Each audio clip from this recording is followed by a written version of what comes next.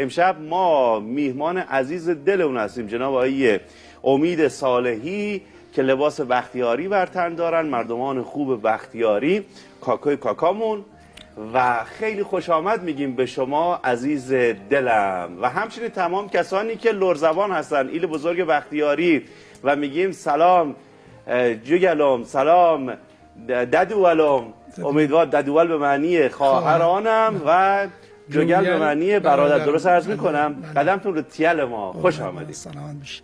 به نام آسمون آسموری، خدای هفت چار بختیاری، خدای لر کل چاله نشسته و عشق دو من پاله نشسته. دل لر سرمله از عشق ایرون، ز خاک بختیاری تا لرستون، کره چوقا و کول بختیاری، اگر بختم نخوا و بختیاری. ایما شیرای سنگی پشتمونه، فریدونای جنگی پشتمونه، کلای خسروی مونه هنیهد، دلای برنوی مونه هنیهد. اگر از گرده اسبم برستم، ز اسبم وستمو از اصلم نوستم. گذشت و سال ما ای طورمون کرد، کویر سهده بی آرمون کرد.